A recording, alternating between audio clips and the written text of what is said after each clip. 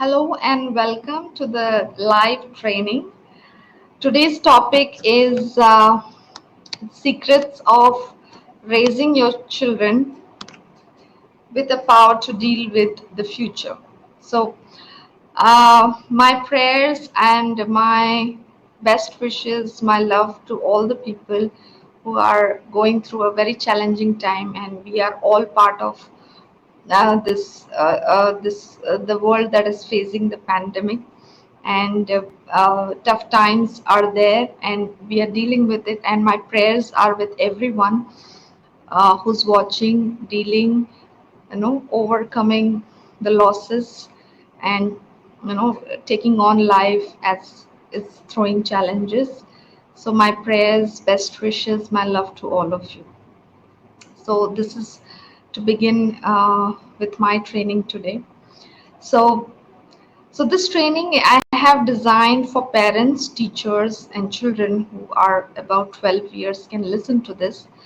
And this is basically about the practices and principles that I use personally with my children to help them, prepare them to the world, the future they are living into.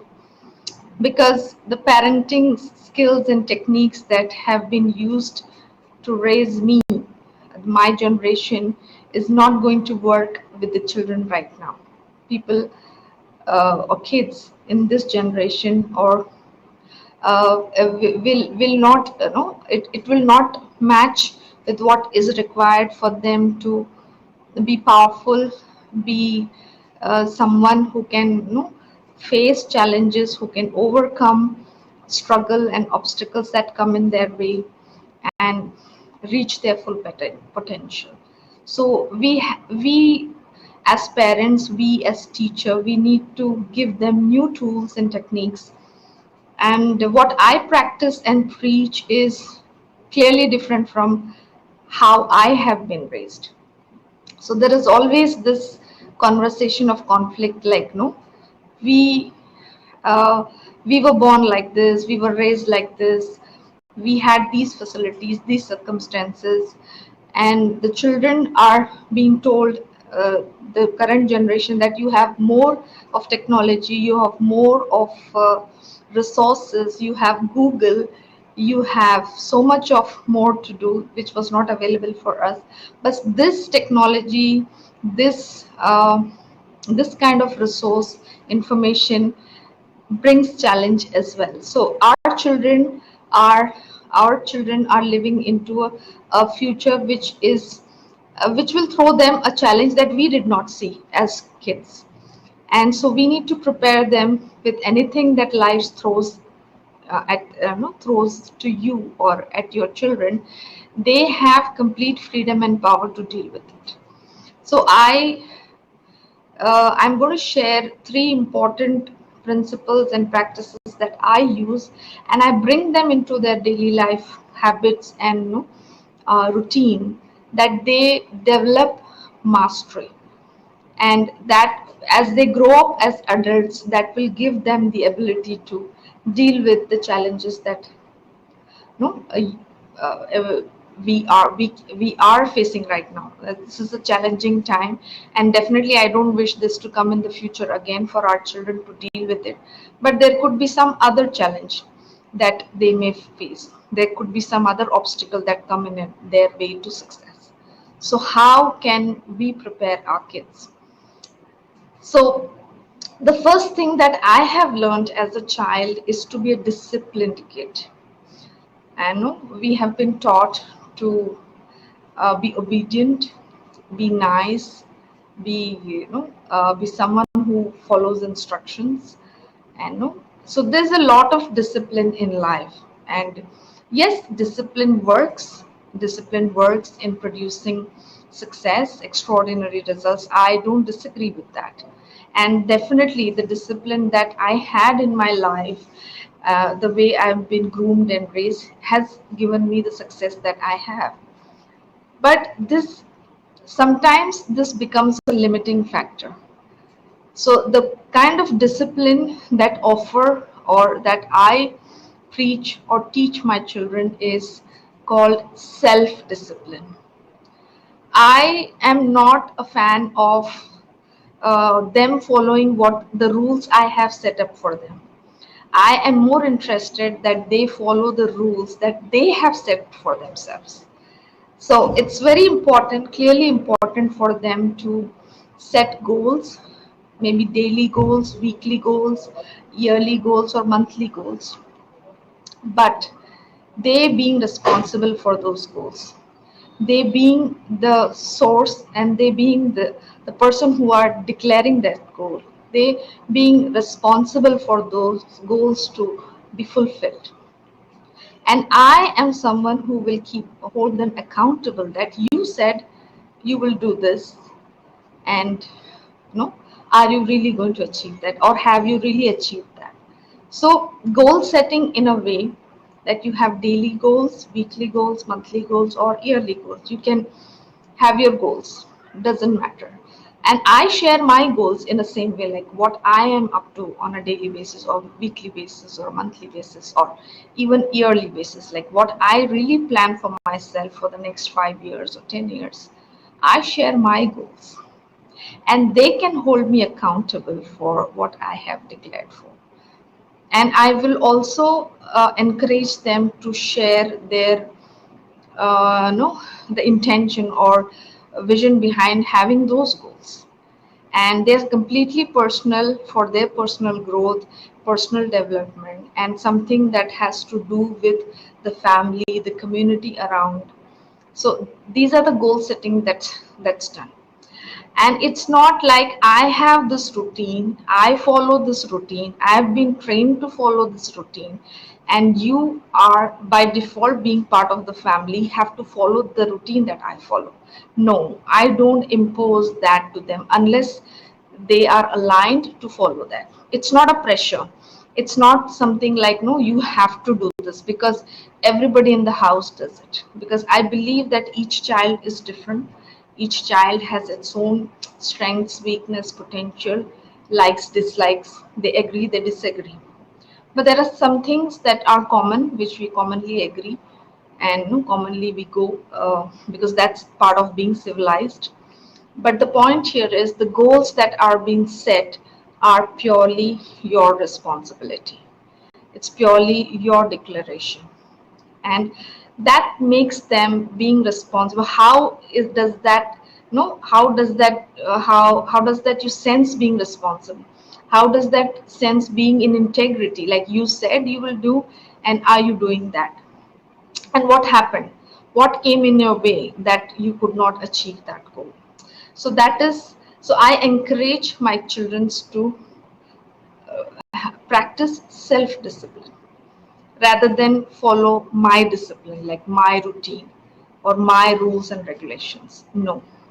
And I'm happy to accommodate their the kind of discipline they want. I just focus on they being accountable on what they said they will do. So that's about point one. The second important thing that I encourage my children is to have voice. They having complete freedom to share their views, share their agreement, disagreement. They have complete freedom to share they want to what they have to say about a certain thing, a certain situation. They are not shut down by anything. Like often we as a kid are not supposed to open mouth in front of elders. We are not supposed to give them guidance. We are not supposed to give them any opinions because we are children. We don't have, we were never allowed to do that. That's an adult talk. And you are not encouraged to speak in front of, so forget about being adults. For even a discussion between a parents like father and mother, there is a boundary, like finance, like relationships outside the family, friends. Why this friendship? Why not that friendship? Why that relative? And why not this relative? So all this is a pretty open thing to discuss. They can share their views, whether they like them, they dislike them. They have a voice, and this is something very critical the children should have at a very early age, because they are very curious human beings, and it is easy to shut them off by saying no, you don't know, and no, you don't understand. You can get out of this place. This is an adult talk, and this actually shuts them down. And if there is something, if you're talking about sexuality or something else, then we are even more no very conservative in talking about it. So when you really project that this is a bad topic to discuss, even with front of in front of parents, then they become too curious to know about that. So having hearing them out, make sure you hear your children out, no matter it's a no, it's a crazy thing or a maybe idiotic opinion, or no matter what, it's an opinion that they have, it's a view that they have, and they have the freedom to share. So having a voice is very important. And generally children, they are like no, and there are no rules like this person is taller than you, elder to you, has gray hairs, then you are supposed to respect that person. No, that rule cannot be implied. It's completely their choice to like, love, and respect a person, and it may not be part of your family, and they can voice this out, even to say no to your request, no to your demand. And this is something I've given to my children. With this sometimes sounds like they are, you know, they are misbehaved kids, because how can they say no to someone older to them? No, they are not bound to agree or listen to you just because you are a kid. You have to give that freedom, give them the power to say no. And I have, so when I ask them or when I give them a task, it's an open thing that they can refuse it, that no mom, I don't want to do it now, or I don't like to do it, and I'm completely fine to accept it. Or I can even further ask them like why you don't want to do it, and but I can't force them to do it. I can encourage them to accept my request or demand, but I can't force things on them. So this allows me to know their mindset, what thought process is going on, and it also helps me educate them how to express yourself, how to express your discomfort, your confusion, your curiosity, how to put it in words and share it in front of people, adults, especially in your house, that is your parents, so that they get clarity. So idea of giving them voice is to get clarity on whatever information that they need from the adults in the house. And this is a huge power to say no, especially when you are a child. So this is something I practice, and we have, and I something I have done since the age of, since they were 7 and 8, because they understand what is a yes and a no. And no, when they say no, then definitely there is an impact of saying a no, and when they say yes, there is an impact of saying a yes, and there could be consequences of even sharing your opinion. Your siblings may not like it, even sometimes your parents may not like it, your grandparents may not. So it depends. So they need to understand like their yes and no, their opinions and views has a consequence around people, has an impact on the environment. So they are not conditioned by the rules, or like you are a kid, you should not say this, you should. So it's not a conditioning. It's a complete platform, a complete space where they can say yes or no. So this gives them so this kind of an ability it gives them, so they will come to you to share that they didn't like it. Like my son would often tell me, like when he sees beggars on the street, it really makes him very uncomfortable, and he can come and share his emotions like I don't like this. So they can deeply identify their feelings, their curiosity, their confusion, and they ask me weird questions like, what is virginity and what is sex? Because these words are so commonly used in films and songs and the shows that they come like, it becomes a new vocabulary and it's easily become curious like, what does that mean? I don't know.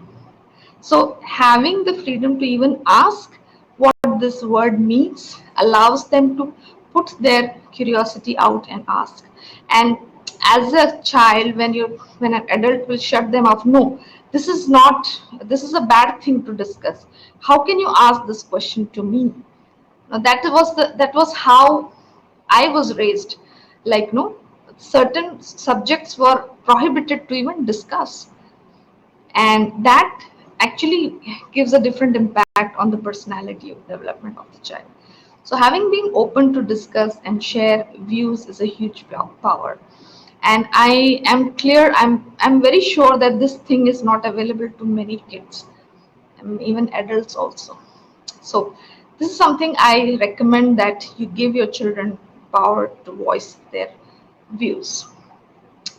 And the last thing I want to share on this training is making choices and educating children to making healthy choices, making choices that help them help others. Something that is good for you, good for them, and evaluating on, analyzing on options to how to make a good choice. So many times as adults, we make choices and we just tell them this is good for you. So that typically shut down their ability to analyze and make choices. So having to make choices, it's not like which car to buy or which bike to buy or which dress to buy. No, it can even come down to a very small thing like what to cook today, uh, how do we spend the evening today, very small things. So involving children in decision making as a team. So as parents and children, we make a team. We have options, and there is a voting. There is a democratic way of making choices, and it's okay. Like somebody's choice is not other person's choice, but then they have a choice, and they they understand. They learn to collaborate, even if they don't completely agree with the choices that has been made. But as a team, how are we going to collaborate each other? Like I want to have dosa today, and other person wants to have pizza today. So how are you going to solve this issue of making a choice and having a meal today?